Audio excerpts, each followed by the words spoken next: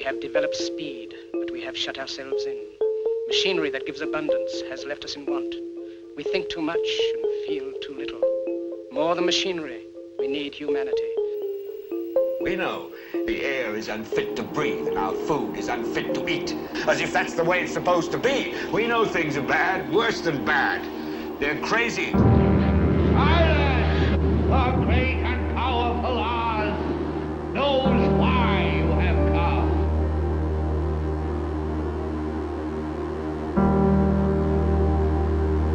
You've got to say, I'm a human being. God damn it! My life has value. You have meddled with the primal forces of nature. Don't give yourselves to brutes, men who despise you, enslave you, who regiment your lives, tell you what to do, what to think, or what to feel, who drill you, diet you, treat you like cattle, use you as cannon fodder.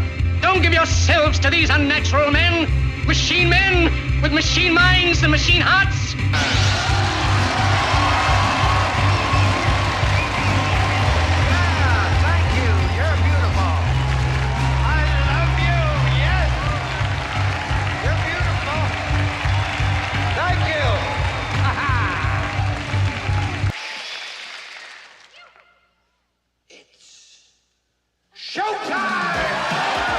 It's time to buckle up for making sense of the madness. And who loves you? And who do you love?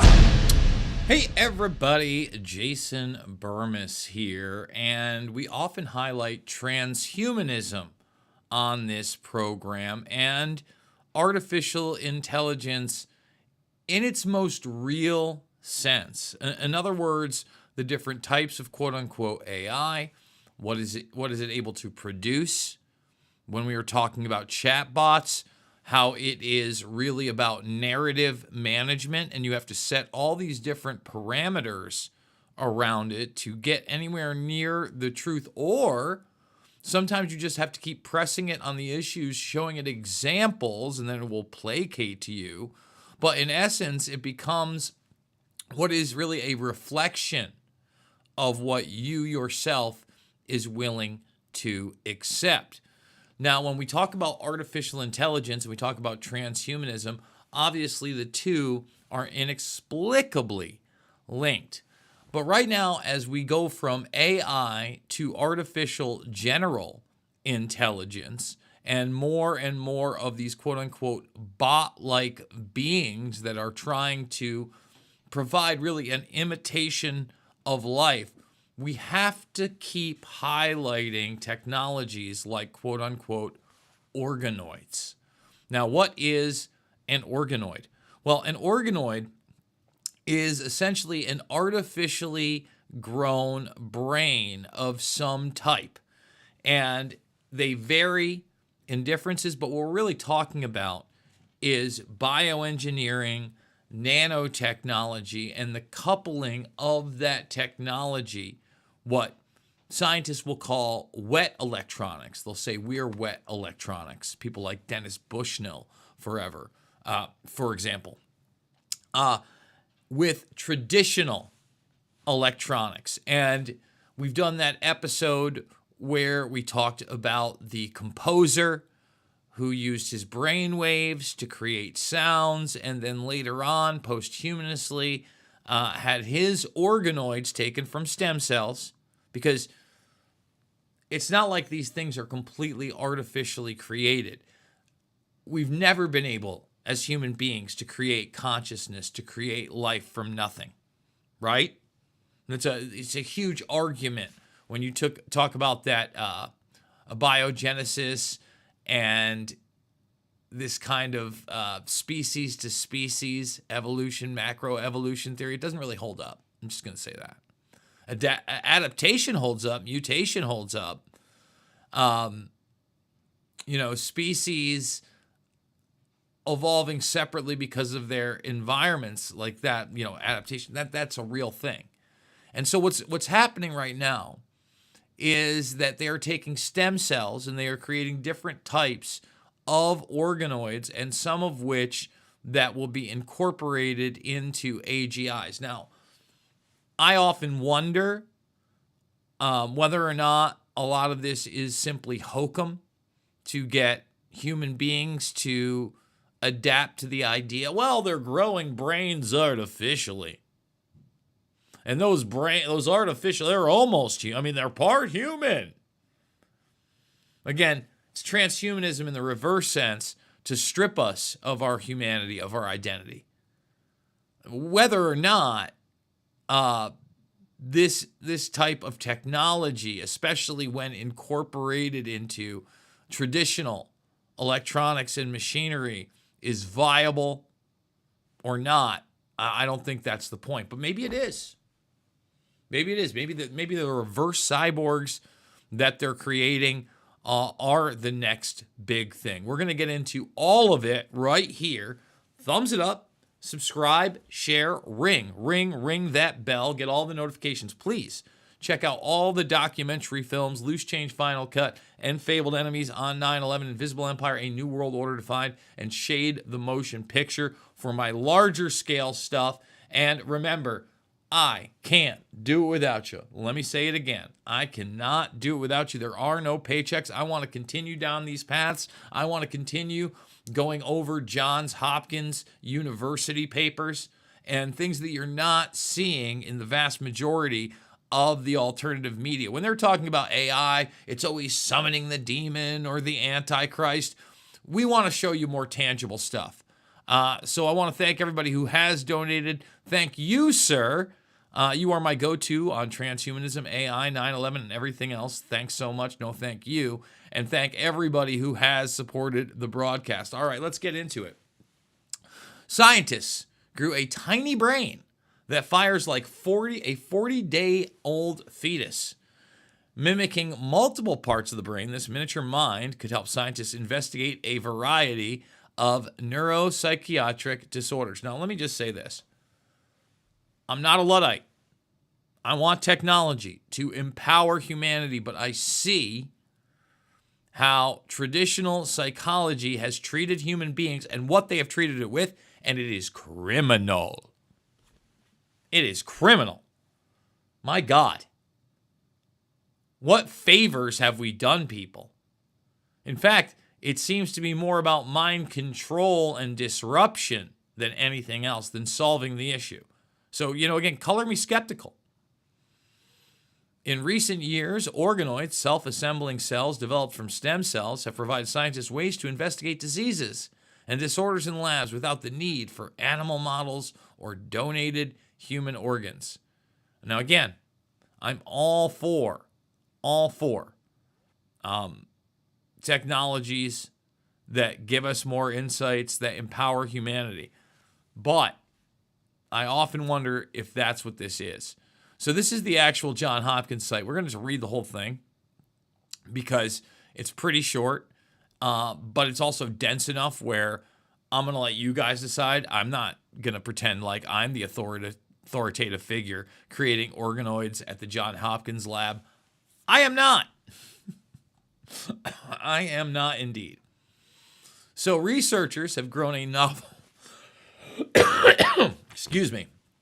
a novel whole brain organoid complete with neural tissues and rudimentary blood vessels, an advance that could usher in a new era of research into neuropsychiatric disorders such as autism. And by the way, we're going to show these organoid breakthroughs at the Cincinnati Children's Facility. But I will say this. Let's take a win. I was going to do a separate video on it, but the mercury is out of the shots. Thimerosal is out of the shots. We'll see how long that takes to go into action, but that has now been announced by RFK Jr. and HHS. So I'm telling you right now, I'm not Mr. Negative. And I posted that, and I see people starting talking about his Israel policies. Guys, let's grow up. Everything's not about Israel. Everything is not about Gaza. And believe me, that is an issue that we talk about that is very dangerous, especially when we're talking about Middle Eastern policy, when we're talking about really the military-industrial complex and its place within the Middle East and how it not only involves Israel, the United States, but you have the Five Eyes group, all these different entities. Okay? Right now, when we're talking about the health of our society and especially the United States in general, that's a huge win. It's a huge win. It's a huge win. And, I didn't want to get off on a jag there, but they're sitting here and they're talking about disorders such as autism and how organoids are going to help them navigate that. I think there's plenty of other things that, could help us navigate that. Just want to put that out there. Keep hitting the wrong button. We've made the next generation of brain organoids, says lead author Annie Kathuria, an assistant professor in Johns Hopkins University's Department of Biomedical Engineering, who studies brain development and neuropsychiatric disorders. Most brain organoids that you see in papers are one brain region, like the cortex or the hindbrain or the midbrain. We've grown a rudimentary whole brain organoid. We call it the multi-region brain organoid, the MRBO. It's not a new boy band. It's the MRBO. It's not a new government agency. It's the MRBO.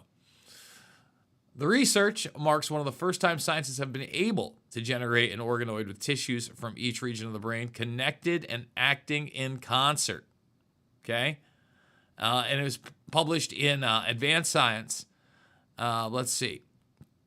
Having a human cell-based model of the brain will open possibilities for studying schizophrenia, autism, and other neurological diseases that affect the whole brain, work that typically is conducted in animal models. So they're moving to these artificially created humanoid substances and artificial intelligence, folks.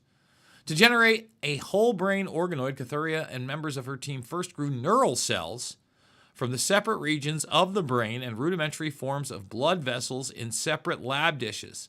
The researchers then stuck the individual parts together with sticky proteins that act as a biological superglue and allowed the tissues to form connections. As the tissues began to grow together, they started producing electrical activity and responding as a network. The multi-region mini-brain organoid retained a broad range of types of neuronal cells, with characteristics resembling a brain in a 40-day-year-old human fetus. Some 80% of the range of the type of cells normally seen at the age of human brain development was equally expressed in the laboratory-crafted miniaturized brains. Much smaller, compared to a real brain weighing in at 6 million to 7 million neurons, compared to tens of billions in adult brains. These organoids provide a unique platform on which to study whole brain development. Now, I want to say this. Think about this for a second. They talk about this having characteristics resembling a 40-day-year-old human fetus. They're always telling you that a fetus isn't human life, right? And there's essentially no brain activity. But here they're like, hey, there's some brain activity. I'm just saying that, we're constantly given two different, non-cohesive explanations for things. Oh, look how good we're doing these artificial brains. Oh, a brain of a 40-year-old doesn't really exist. Just pointing that out. Just something I think's interesting. That's all. Keep hitting the wrong button. Not my finest hour, folks.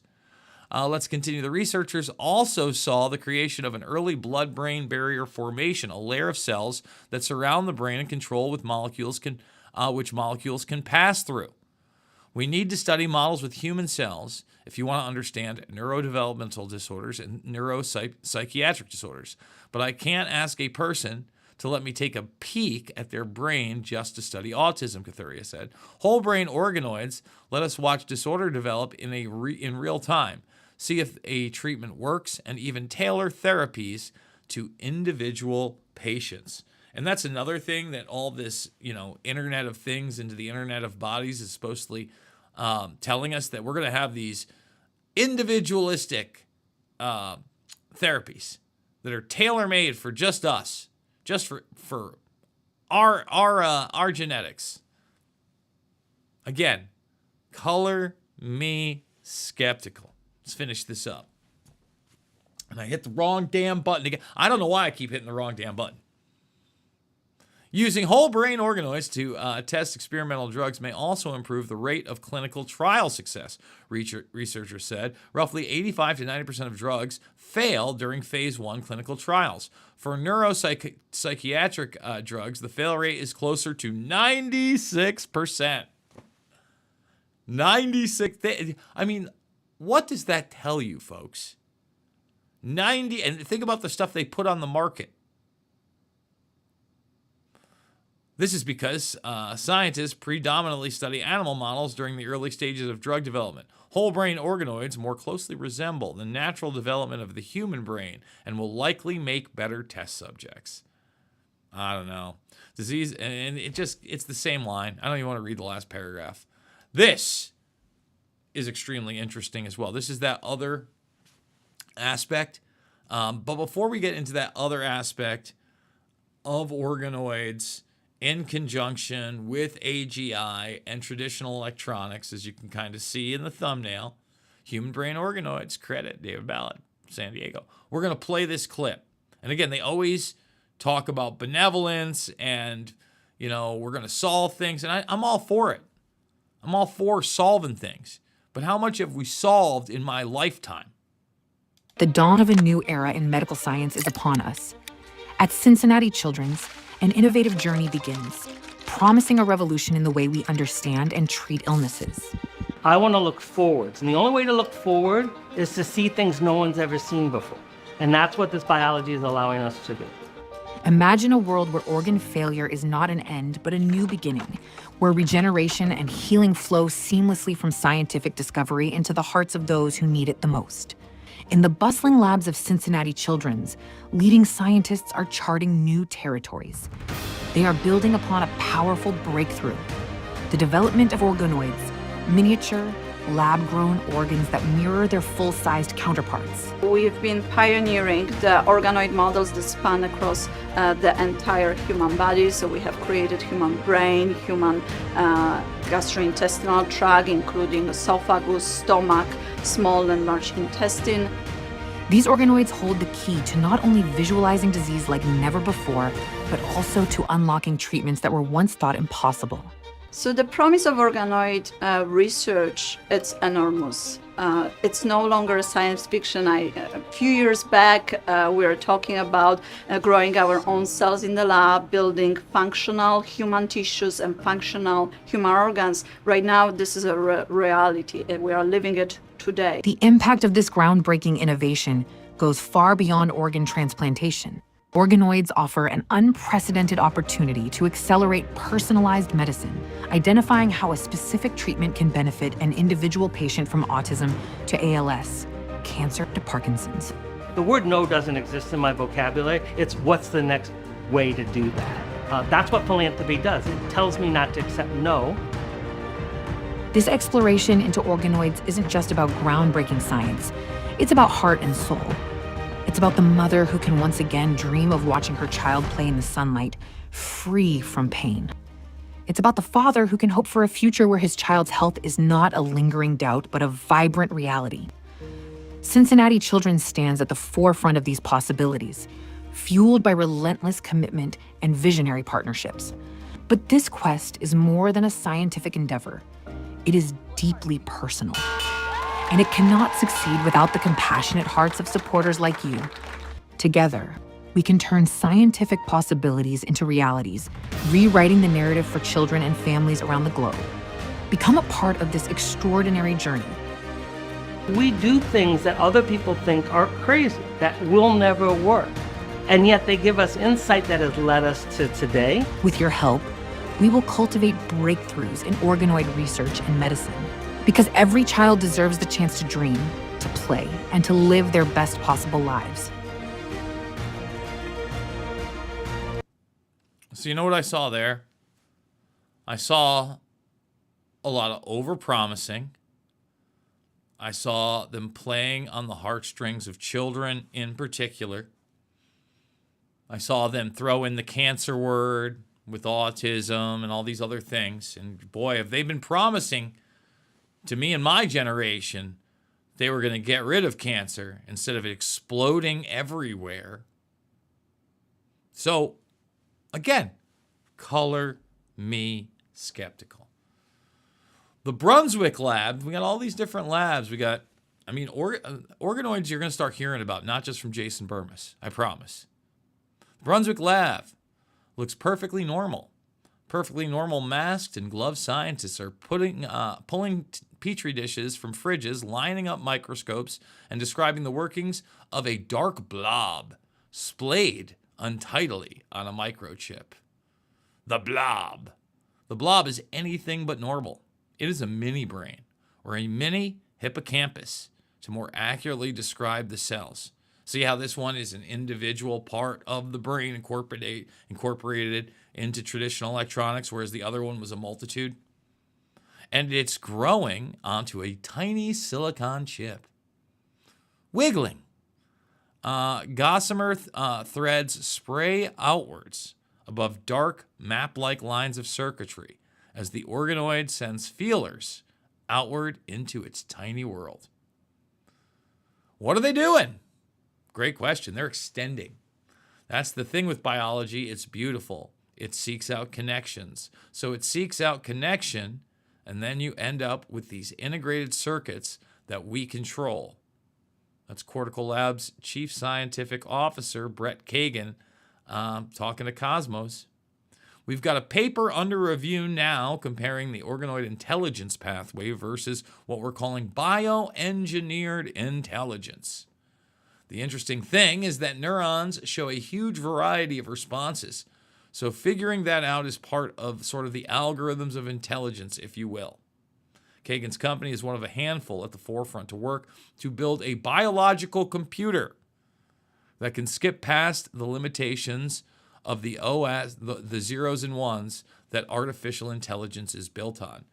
So you got quantum computing, you got traditional computing, they're incorporated into one another, one doesn't work without the other, and now they're trying to bioengineer these computers, telling you that it's going to make the AI better.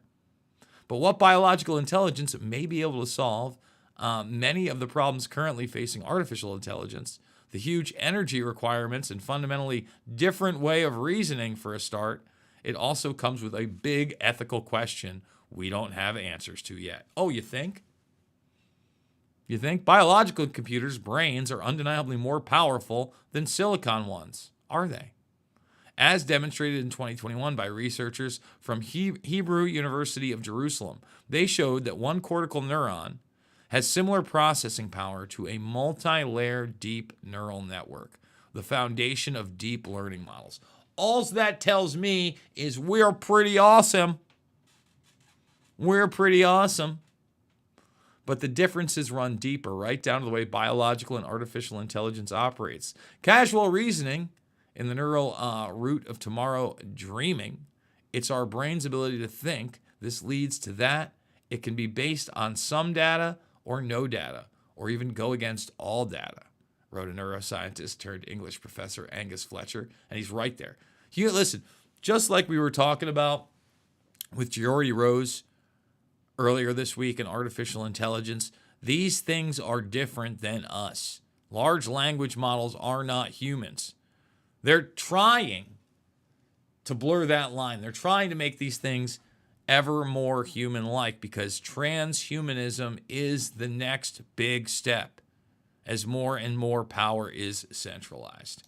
Folks, I think that's where I'm going to wrap it up today. I want you to thumbs it up, subscribe, share, and once again, I'm going to say it again.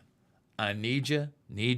If you enjoy this stuff, if you want news that you're not going to see on every alternative show or every mainstream show, please consider supporting the broadcast with a coffee. $5, $10, $15 does mean the world to me. There are other links down below, including PayPal. I do want to thank those that have donated and donated big. Without you, again, it wouldn't be possible. As always, it is not about left or right. Nothing in this show was Republican or Democrat. Not a thing. It's not liberal or conservative. It's always right and wrong over here at Making Sense of the Madness. I absolutely love you guys, and I will see you all